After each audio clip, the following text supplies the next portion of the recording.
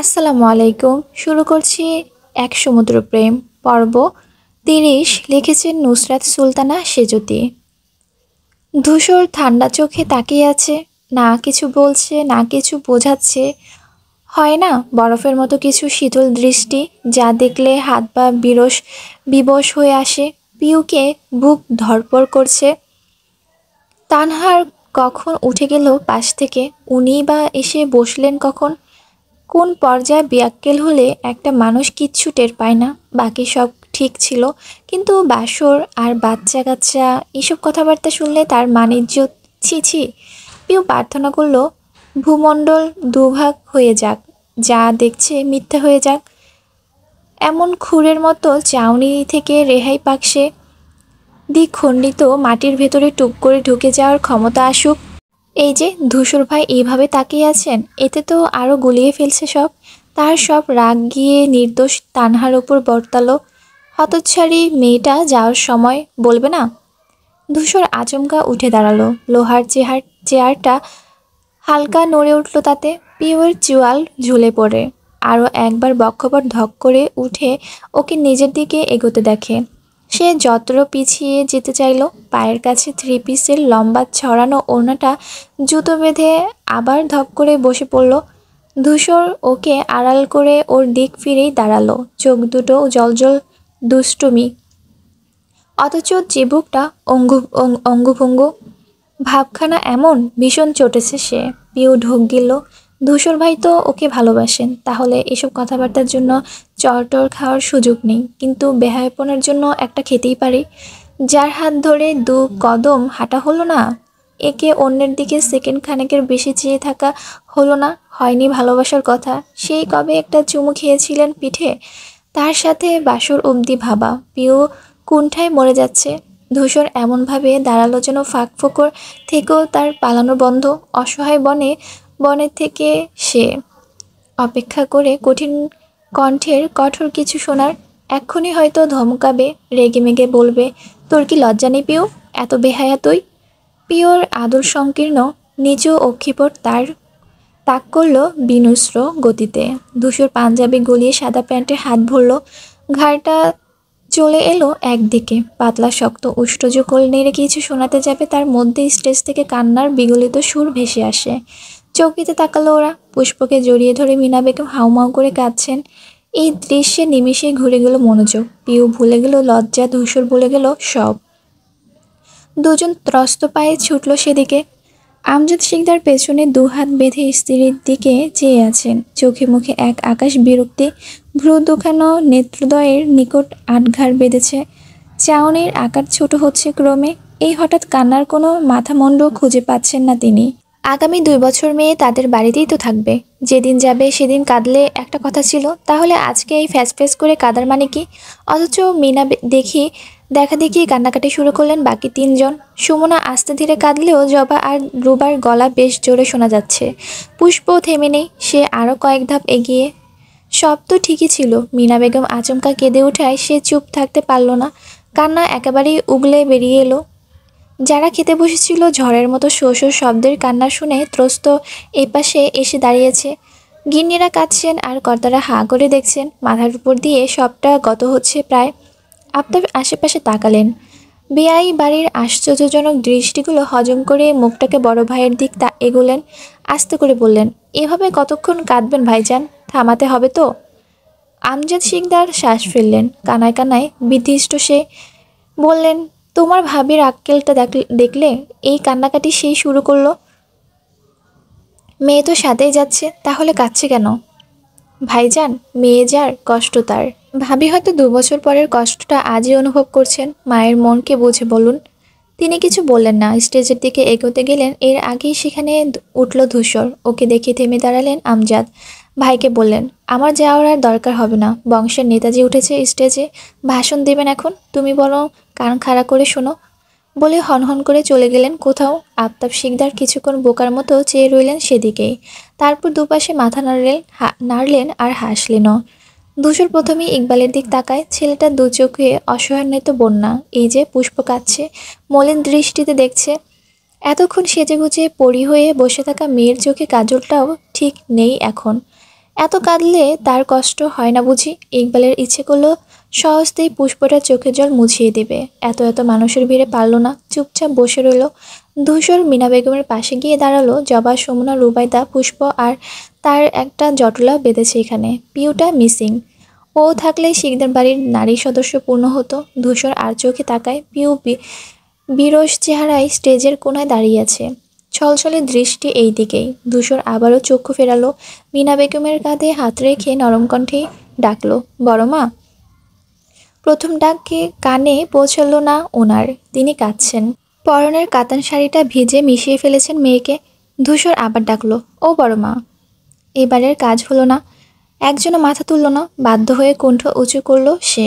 কেমন খ্যাক করে বলল, কি শুরু করেছো তোমরা? অমনি কান্না থামে। সবাই তর্কে তর্কে দৃষ্টি নিক্ষেপ করে। ধূসর পুষ্পর হাত দুটো প্রথমে সরালো মায়ের থেকে।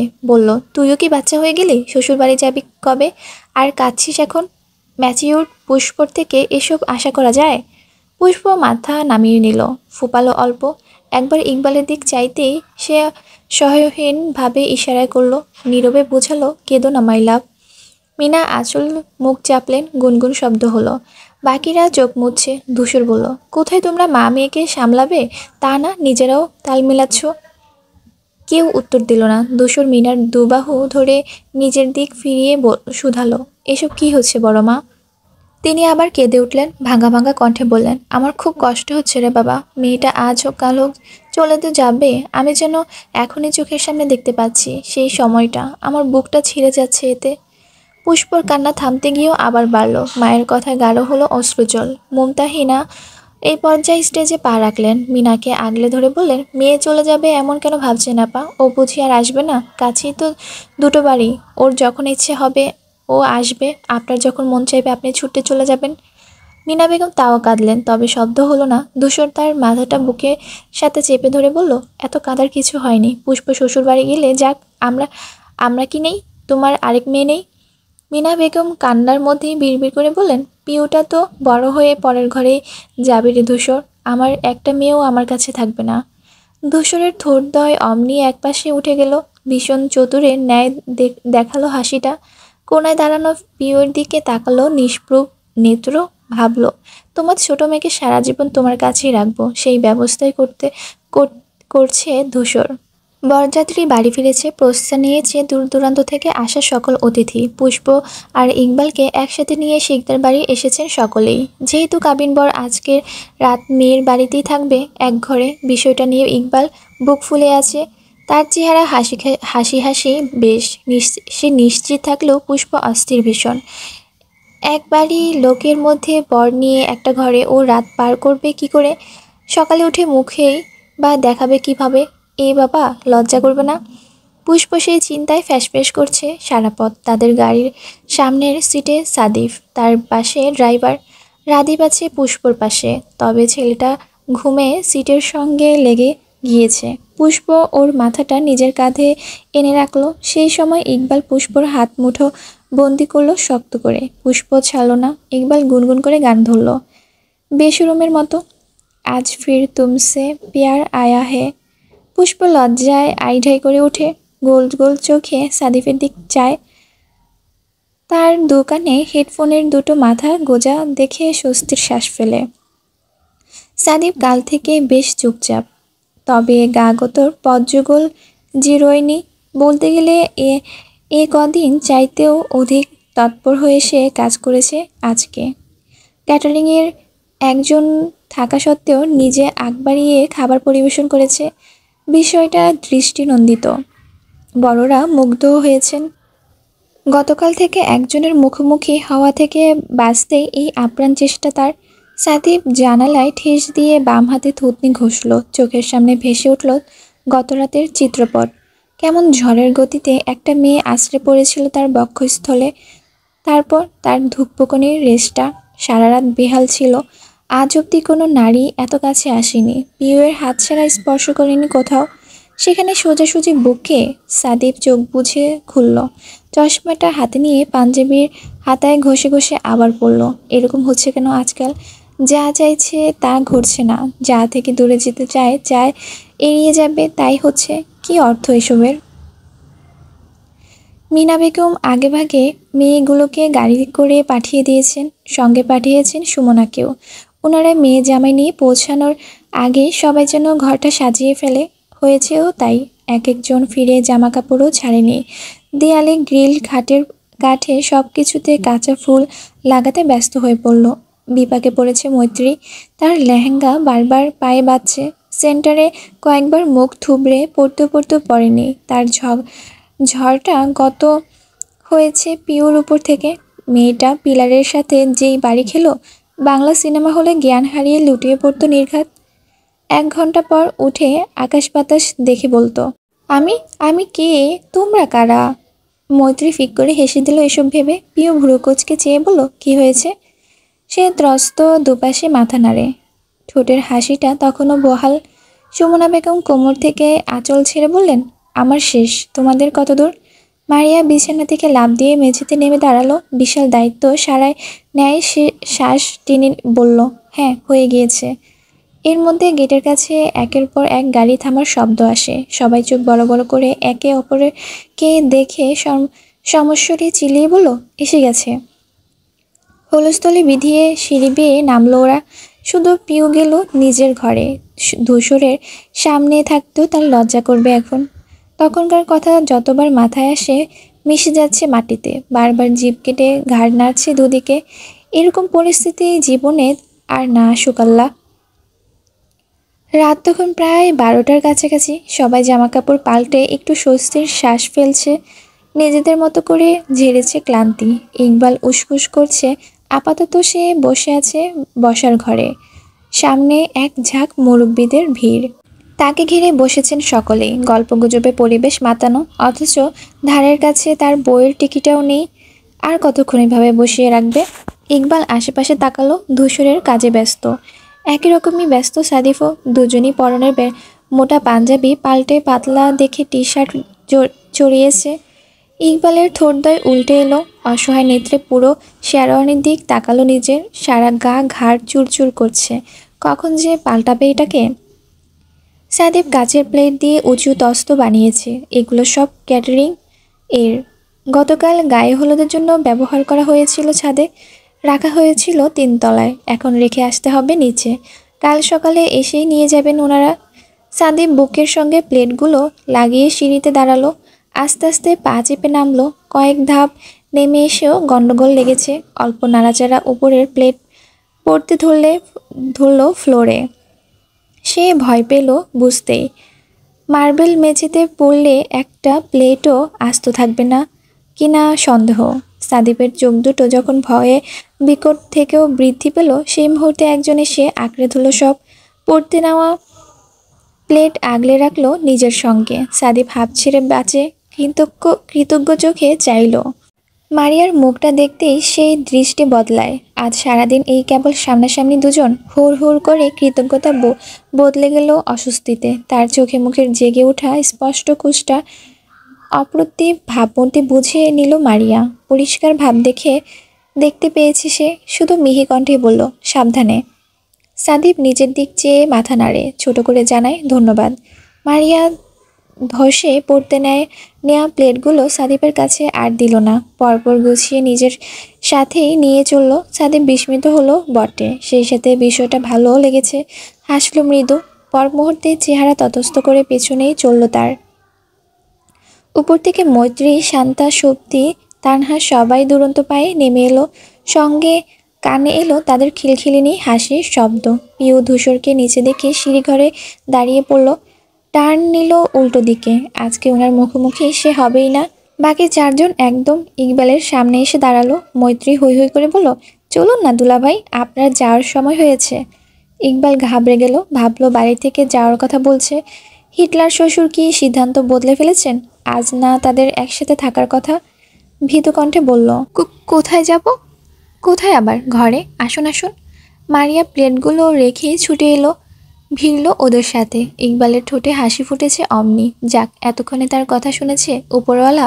কিন্তু ধূসর কোথায়? ইকবাল চারপাশ দেখল। ধূসর নেই কোথাও। সত্যি শান্তা দুই পাশ থেকে তার 2 হাত বগল দ্বারা করলো। এক প্রকার টানতে টানতেই নিয়ে চলল সাথে। ইকবাল স্ফূর্ত মনে এসেছে। ঘর অব্দি আসতেই ওরা এক লাফে তাকে ছেড়ে দরজায় গিয়ে দাঁড়ালো। চারজন দুই পাশে আটকে ধরলো হাত দিয়ে, নীরবে বেড়িবাঁধ বানালো। মারিয়া বলল, ও পাশে যেতে হলে টাকা লাগবে। ব্যাপারটা এত দ্রুত ঘটায় ভ্যাপাচিকা খেয়ে গেল ইকবাল। বাসর ঘরে ঢুকতে গেলেও টাকা দিতে হয়, প্রশ্নটা মুখে ফুটে করেও ফেলল না। মৈত্রী অবাক হওয়ার ভান করে বলল, সে কি, বউয়ের কাছে যাবেন, শালিদের সাজানো ঘরে থাকবেন আর তার দাম দেবেন না? ইকবাল শুধালো, তা কত দিতে হবে দাম? সবাই একসাথে জানালো, 30,000। ছেলেটার চোখ কপালে উঠল। বাসর ঘরে ঢুকতে 30,000? গেটে হাত ধোয়া সব মিলিয়ে কত টাকা গেল? আবার টাকা যা ইনকাম করলো সব কি এই বিয়েতেই শেষ হলো? ইকবালের পেছনে পিউকে দেখে সুপ্তি চেঁচিয়ে বলল, এই পিউপু, তাড়াতাড়ি এসো। ইকবাল চকচকে চেহারায় চাইলো ওকে দেখে, হাঁপ ছাড়ার মতো কণ্ঠে বলল, পিউপু তুমি এসেছো? এই দেখো ওরা আমায় ঢুকতে দিচ্ছে না, কিছু বলো।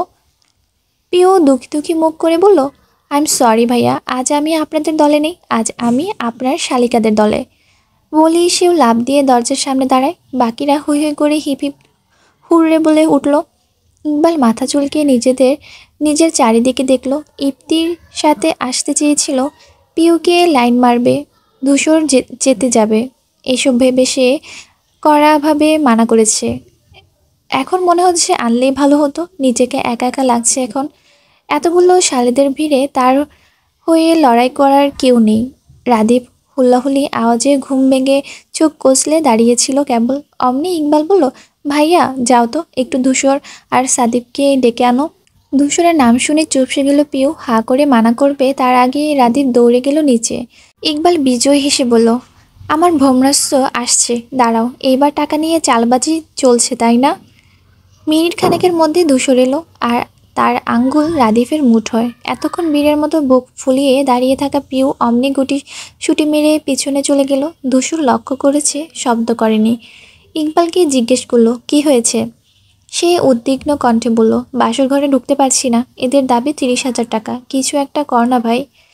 মেয়েরা চোরা চোখে ওকে একে অন্যের দিক তাকায়। ধূসরের সাথে তর্কে তারা জড়াবে না, যা নিতে বলবে তাই নিতে হবে ভেবে ভেতরে ভেতর দুঃখ পায়। আসন্ন পরাজয় মেনে নিশ্চুপ দাঁড়িয়ে থাকে। ধূসর কপাল কুঁচকে বলল, এই জন্য ডাকলি? হ্যাঁ। ধূসর রাদীফের থেকে হাত সরিয়ে নিল। ইকবালের কাছে গিয়ে খুব আস্তে বলল, তোর কি মাথাটা গেছে ইকবাল? পুষ্প আমার ছোট বোন, ওর বাসর ঘরের সামনে এসে আমি দর কষাকষি করব? ইজ নট পসিবল সুলেম। ইকবাল অসহায় কণ্ঠে বলল, কিন্তু আমি তোর বন্ধু, সেই হিসেবে ডেকেছি। এ বাড়িতে আগে আমার বোনের বর তুই, তারপর বাকি সব। তাল গাছের মতো লম্বা হয়েছিস, বুদ্ধি নেই এক ফোঁটা। দুশো চটপটে দেখিয়ে চলে গেল। ইকবাল হতাশ চোখে মৈত্রীদের দিকে তাকাতেই হু হা করে হেসে উঠল ওরা। একে অন্যের সঙ্গে হাত মিলিয়ে হাই ফাইভ করলো। রাদীপ বলল, তাহলে কি এখন সাদীপ ভাইকে ডাকবো? ডাকতে হয়নি, সাদীপ নিজেই হাজির হয়েছে, হাতের কাজটা সেরে তবে এলো। তাকে দেখেই বদলে গেল দুটো মেয়ের অভিব্যক্তি, অথচ সে কোনো দিক না তাকিয়ে সোজাসুজি ইকবালকেই প্রশ্ন করলো, ভাইয়া ডেকেছিলেন? ইকবাল দীর্ঘশ্বাস ফেলল। সাদীপকে বলে লাভ হবে না, কারণ সেও পুষ্পর বড়, হয়তো একই কথা শোনাবেন ধূসরের মতো। তাই বলল, তোমার কাছে 30,000 টাকা ক্যাশ হবে? আমার কাছে নেই এখন। সাদীপ বিস্ময়ে সমেত বলল, এত টাকা দিয়ে এখন কি করবা?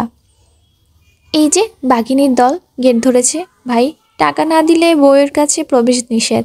ভেতরে আমার বউর না জানি কতক্ষণ ধরে অপেক্ষা করছে। তার শেষ কথায় আবার হেসে ফেলল ওরা। সাদীপ ভ্রু গুটিয়ে বলল, গেটে একবার টাকা নেওয়া হলো না, আবার কিসে টাকা? কথাটার জবাব এলো সময় নিয়ে। পিও খরগোশের মতো মাথা বের করে বলল, ভাইয়া এটা আমাদের শালীগত অধিকার, আপনি। সাদীপ মাঝপথে থামিয়ে বলল, তাই বলে এত টাকা? ভাইয়াকে একা পেয়ে ডাকাতি হচ্ছে? মৈত্রী মুগ্ধ চোখে সাদীপের দিকে চেয়ে আছে। সাদীপ কথা বলছে, তার মানে হচ্ছে কবিতা বলছে যেন। পিও গুঁতো দিয়ে বলল, এই আপু তুমি কিছু বলো। মেয়েটা নড়ে চড়ে উঠে ততস্থ হয়ে বলল, হ্যাঁ হ্যাঁ। তারপর সাদীপের দিকে ফিরে খেয়ে হারায় আবার। বোকা বোকা সরে শুধায়, কি বলবো আমি? মারিয়া হাসি পেল, ঠোঁট টিপে হেসে মাথা নামিয়ে নিল সে। সাদীপ চশমা ঠেলে আরেক দিকে তাকায়। পিউ সূচক শব্দ করে বলল, তো তুমি সরো তো। তারপর মৈত্রীকে টেনে সরিয়ে দিল পেছনে। নিজে সামনে এসে দাঁড়ায়, ওড়নাটা কোমরে গুজে বলল, 30,000-এর নিচে 1 টাকাও আমরা নেব না, বুঝেছেন? তার ঝগড়টে ভাবভর্তি দেখে সাদিপ থমকায়, বিমোহিত নয়নে চায়। কোমরে গোজা ওড়নাটা প্রান্তের দিক দেখে আবার মুখের দিক তাকায়। ছোট পিউটাকে কেমন গিন্নি গিন্নি লাগছে। সে বুকের সাথে হাত গুজল, কণ্ঠ নরম তবে যুক্তি দিয়েই বলল, না বুঝিনি, গেটে অত টাকা নিয়েছিস মানে এখন কমাতে হবে, না হলে বরকে নিয়ে যাই, আমার রুমে থাকবে, তোরা তোদের সাজানো রুমে গিয়ে থাকিস। মারিয়া মিনমিন করে বলল, এটা কেমন কথা? আর আপনি বা আমাদের বিরুদ্ধে কথা বলছেন কেন? আপনি না মেয়ে পক্ষ? আপাতত আমি ভাইয়ার পক্ষে, অ্যান্ড ন্যায়ের পক্ষে। এতগুলো টাকা তো দেওয়া যাবে না মিস ম্যালেরিয়া। মারিয়ার কথা থেমে গেল। টানা কয়েক ঘন্টার পর সাদিফের সম্বোধনে দুলে উঠল হৃদয়। শান্তা, সুপ্তি, তানহা নীরব দর্শক। মৈত্রী, মারিয়ান কেউই কিছু বলছে না। দুজনেই তালা ঝুলিয়েছে মুখে। পিউ একা আর কতদূর কি করবে, তাই হার মানল শেষে। 2 হাত তুলে বলল, ওকে ওকে, কমাচ্ছি। আচ্ছা 25,000 দিলেই চলবে। সাদিপ বলল, আরও কম? আচ্ছা 20,000।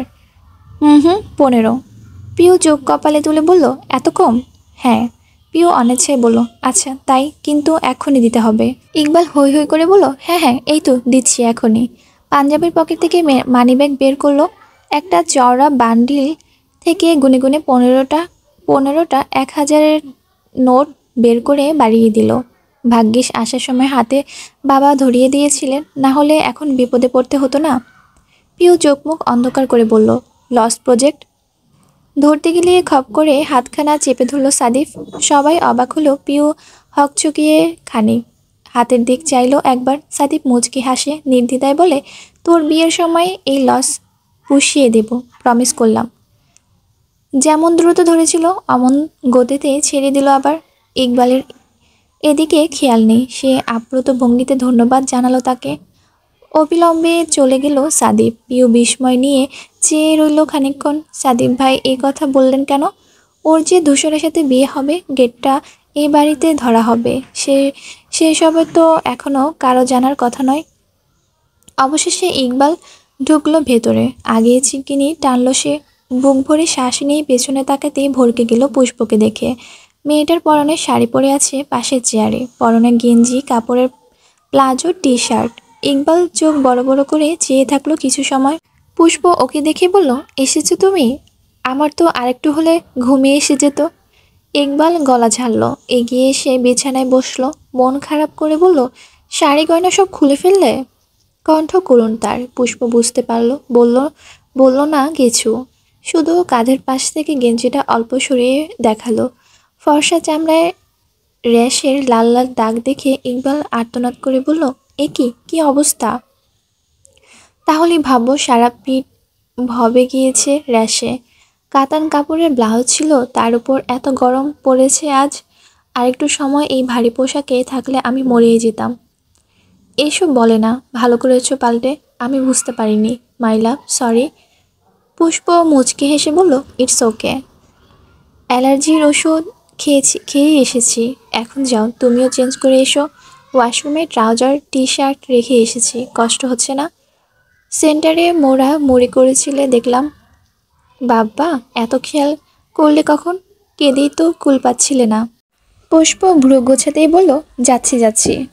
যখন বের হলো পুষ্প, কাত হয়ে শুয়ে, এক হাত বিছানায় ঠেস দিয়ে টলছিল ঘুমে। ইকবাল হাসল, প্রশান্তির শ্বাস নিল। আজ থেকে এই মেয়েটা একান্ত তার। এখানে আর কোনো তৃতীয় ব্যক্তি, কোনো পারিবারিক নিষেধাজ্ঞা আসবে না। ইকবাল হেঁটে এলো বিছানার দিকে। আস্তে করে বসে পুষ্পর মাথায় হাত রাখতেই জেগে গেল সে। বলল, এসেছো? আমি। ইকবাল বলতে দিল না, ঠোঁটে আঙুল চেপে থামালো। শুয়ে থাকা পুষ্পকে টেনে নিজের কাছে আনলো। মাথাটা বুকের সাথে চেপে ধরে বলল, ঘুমাও। পুষ্প অবাক হয়েছিল, এখন হাসলো। ইকবালের বুকের সাথে আরেকটু মিশে গিয়ে বুঝে ফেলল চক্ষুদয়। ইকবাল চুমু খেলো তার কালো রেশম কেশরাশিতে। অল্প সময়ের মধ্যে তার অক্ষি পল্লবও বুঝে এলো ক্লান্তিতে।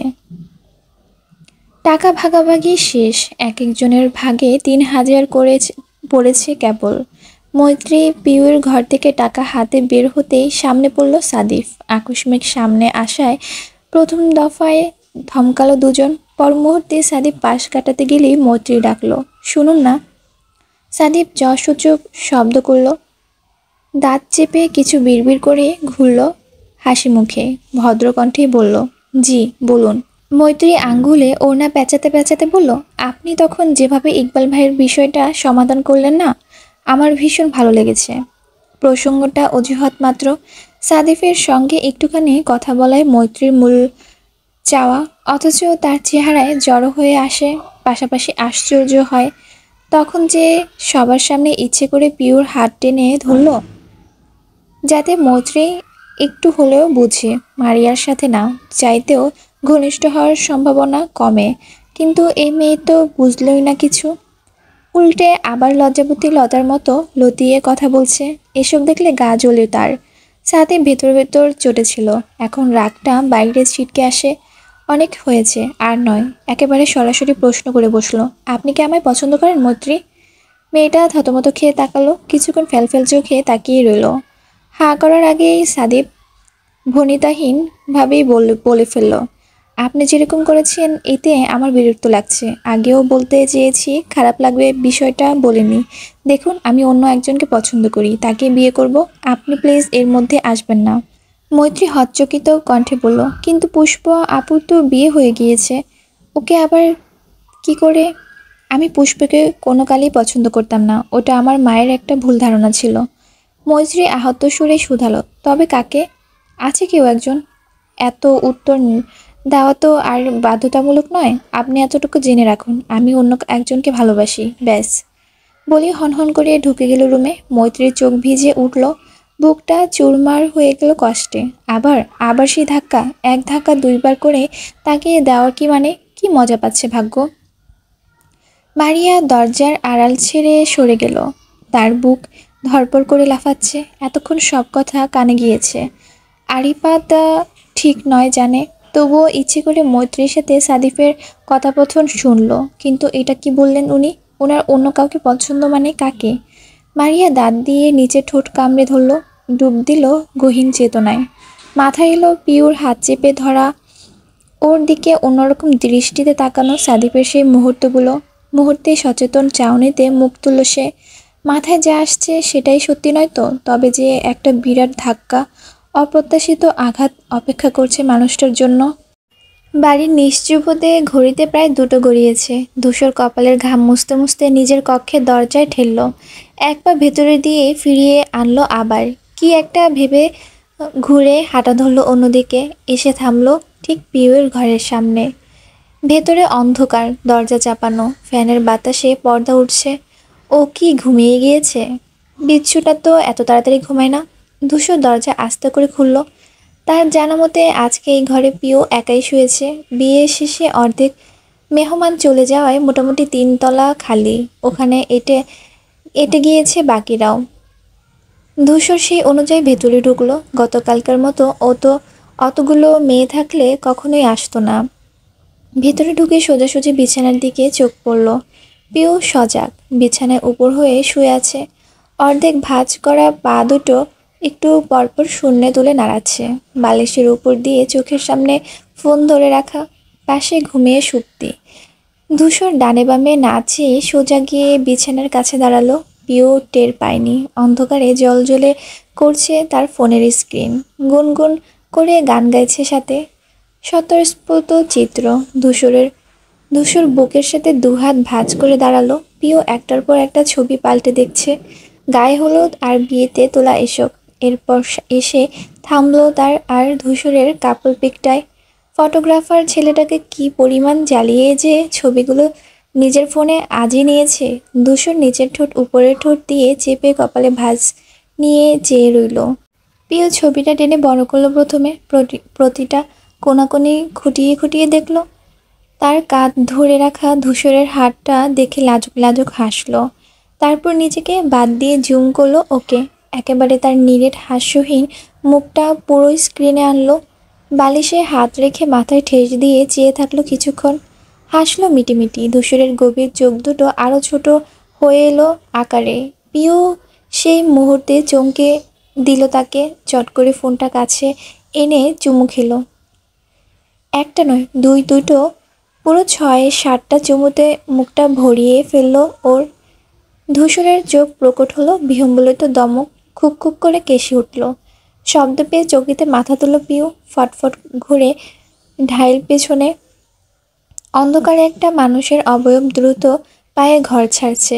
হাঁটার ধরন আর শারীরিক গঠন দেখে পিউর বুঝতে বাকি নেই এটা কে। তার মাথা চক্কর কাটে। ধূসর ভাই সব দেখে ফেলেছেন? পিউ তড়াক করে উঠে বসলো, আহাম্মক বনে তাকিয়ে রইল কিছু সময়। লজ্জায় বলি হয়ে মুখ ঢেকে ফেললো দু হাতে। ইয়াল্লাহ, আজকে এসব কি ঘটছে তার সাথে? পরের দিন ইকবাল পুষ্পর বিয়েতে যা যা গিফট পেয়েছে সব নিয়ে বসলো সবাই। ছোটদের হাতে দায়িত্ব বর্তেছে এর। প্রিয়, শান্তা, সুপ্তি, মারিয়া, তানহা, এমনকি পুষ্প নিজেও বসেছে গিফটের স্কচটি খোলার কাজে। চেয়ার নিয়ে ঘুরে বসছে বাকিরাও। ইকবাল নাস্তা খেয়ে বেরিয়েছে ধূসরের সাথে। সাদীপ তখনও ঘুমে, মৈত্রী নিচে নামেনি এখনো। মেয়েটার মন খারাপ অবশ্য হওয়ারই কথা। মানুষ যেখানে একবার ছ্যাঁকা খেলেই বাঁকা হয়ে পড়ে, সেখানে একই মানুষকে নিয়ে দুইবার ছ্যাঁকা খেলো সে। মন ভালো নেই মারিয়ারও, কিন্তু তার ভাবমূর্তি ভিন্ন। মুখে দেখে ভেতরটা আঁচ করার সাধ্য হবে না কারো। এই যে সবার সাথে দিব্যি হেসে হেসে কথা বলছে।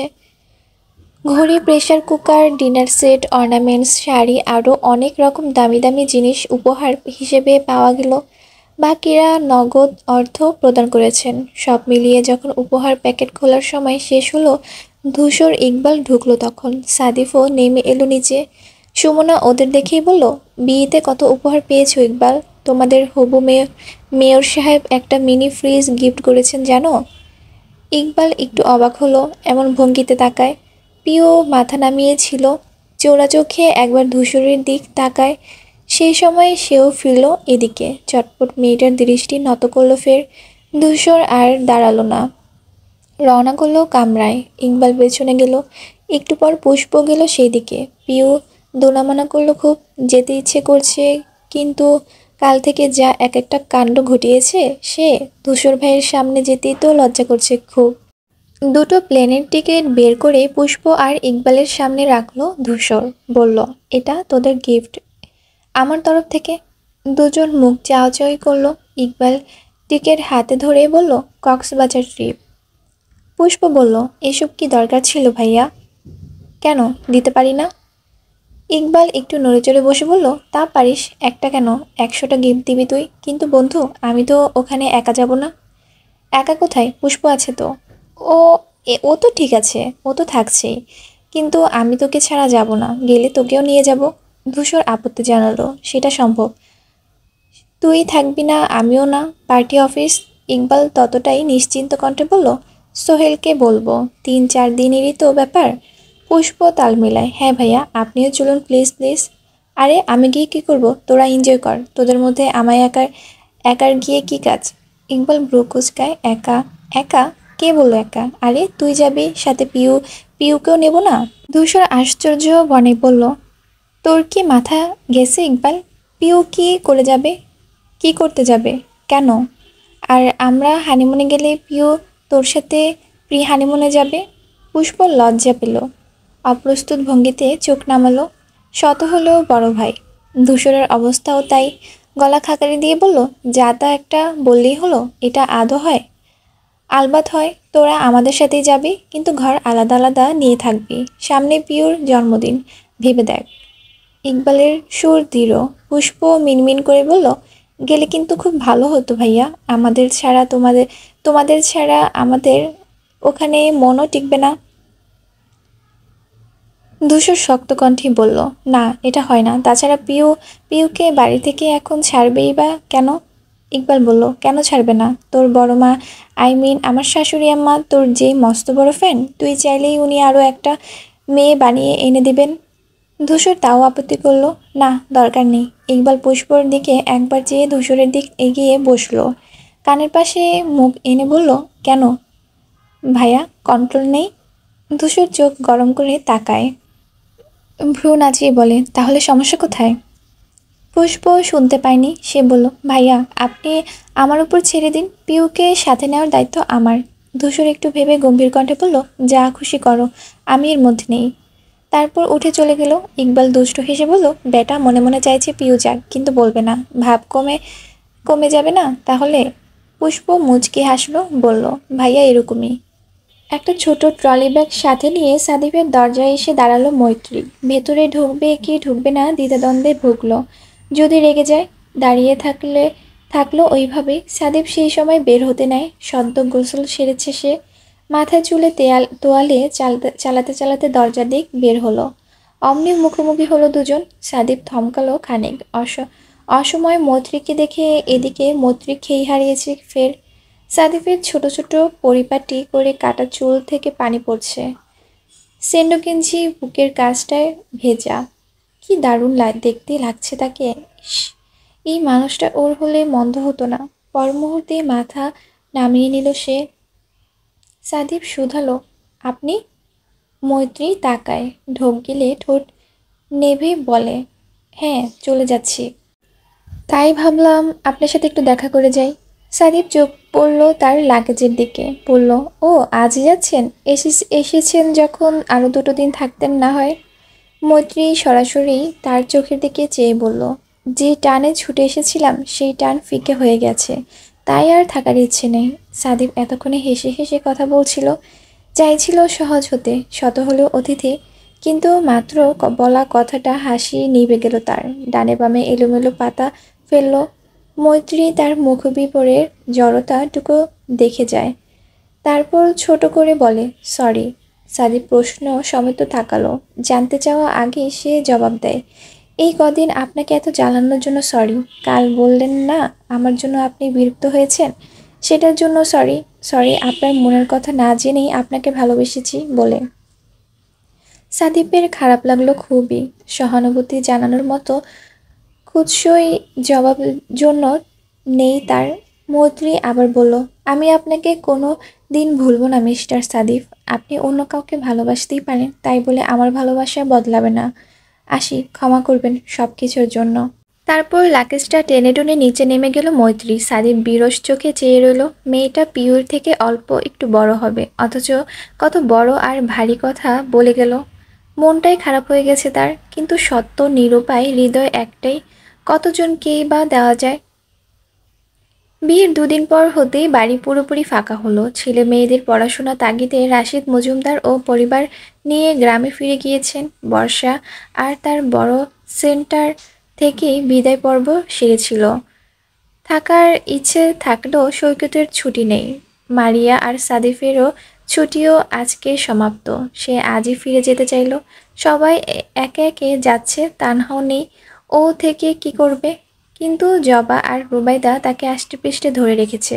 ওনাদের এক কথা, কাল সাদিফের সাথে একসঙ্গে যেও। মারিয়া তখন নিরুপায় হয়ে চুপ রইল। কি করে বোঝাবে? এ এত এটাই চাইছে না।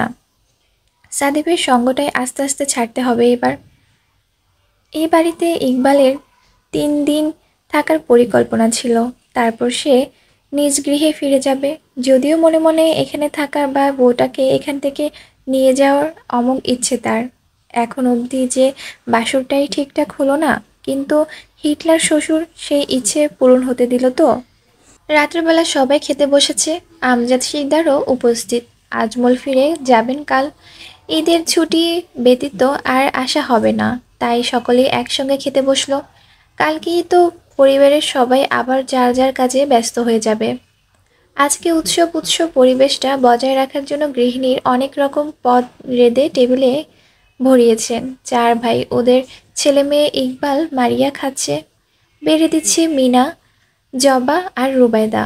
কারো মুখে তেমন কথা নেই। আমজাদ উপস্থিত থাকলেও হয়ও না। একটা শান্ত নিরিবিলি পরিবেশের রেশ কাটিয়ে হঠাৎই ইকবালের কণ্ঠ শোনা গেল। মিনাকে উদ্দেশ্য করেই বলল, আন্টি একটা কথা বলতাম। সবাই ওর দিকে তাকায়। মিনা বললেন, হ্যাঁ বাবা বলো, কিছু লাগবে? না না কিছু লাগবে না, আসলে আসলে আমি পুষ্পকে নিয়ে একটু বেড়াতে যেতাম কক্সবাজারে, যদি অনুমতি থাকে আপনাদের। মিনা স্বামীর দিক তাকালেন। সাদিফ ভ্রু উঁচিয়ে ফিসফিসে সুরে শুধালেন, হানিমুন? ইকবাল হাসলো, মাথা নেড়ে বোঝালো হ্যাঁ। আজকাল খেতে খেতে ভারী সুরে বললেন, আমজাদ খেতে খেতে ভারী সুরে বললেন, তুমি এখন ওর স্বামী, ওর আরেকজন অভিভাবক। নিয়ে যেতে চাইলে নেবে, এভাবে অনুমতি চাওয়ার কি আছে? প্রতিটি কথাই ভালো, কিন্তু শোনালো বেশ কর্কশ। ইকবাল মনে মনে অনেক কিছু বিড়বিড় করলো। ঠোঁটে হাসি টেনে বলল, তাহলে কি আমরা কাল যেতে পারি?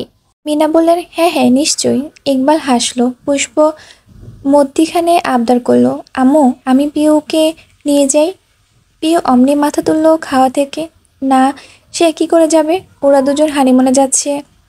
তার এসি পরীক্ষা। সব থেকে বড় কথা, প্রাণ ভ্রমরটাই তো এখানে থাকবে। পিউ চোখের কোণা দিয়ে ধূসরকে দেখার চেষ্টা করলো। এত মানুষের গালগুলো পেরিয়ে সরাসরি ওই অবধি পৌঁছাতে না পারলেও ধূসরের কান, চুল, ভ্রুয়ের আশেপাশে দেখা যায়। তারপর জিভের ডগায় হরেক যুক্তি সাজিয়ে যেইমাত্র আপত্তি করতে যাবে, এর আগেই মিনা বলল, ও গিয়ে কি করবে? ওর তো 2 মাস পর পরীক্ষা। সেট 2 মাস পর? এটা তো 3-4 দিনের ব্যাপার আম্মু। আমজাদ বললেন, আহা, তোমরা দুজন যাবে, যাও না। ও ছোট মানুষ, ওকে নিয়ে কি করবা? কথার মধ্যে রাদীপ বায়না ছুড়ল, আমিও যাব আপু। রিক্ত তাকে অনুসরণ করলো, আমিও যাব। ইকবাল বলল, আমরা সবাই যাব। সাদিক ভাই চলো, তুমিও চলো। না ভাইয়া, এই তো 3 দিনের ছুটি কাটালাম, এখন আবার ছুটি নেওয়া একেবারেই অসম্ভব। ইকবাল মনে মনে শান্তি পেল। মুখে ভীষণ আফসোস ফুটিয়ে বলল, আহা, কি একটা অবস্থা! সবাই গেলে কত ভালো হতো। পুষ্প সবাইকে থামিয়ে বাবার উত্তরে বলল, পিও কিন্তু অতটাই ছোট না আব্বু। আর আমি আর পিও একে অন্যকে কবে থেকে বলে রেখেছিলাম আমরা একসাথে সমুদ্র দেখব, একসাথে সমুদ্র নামবো। আমি যেমন কক্সে প্রথম যাব, এবার পিও তো যায়নি কখনো। ঢাকার বাইরে আমরা কেউ কখনোই তেমন ঘুরিনি। আজ আমি আনন্দ নিয়ে ঘুরে বেড়াবো আর পিউ মন খারাপ করবে? একটা মাত্র ছোট বোন, কষ্ট হবে না আমার? পিউ চিন্তায় পড়ে গেল। বোনের দিক চেয়ে পল্লব ঝাপটালো কয়েকবার। এত ভালোবাসা! আর এইরকম কথা পুষ্পকে কবে দিয়েছিল সে? মিনা রেগে কিছু বলতে গিয়েও গিলে ফেললেন।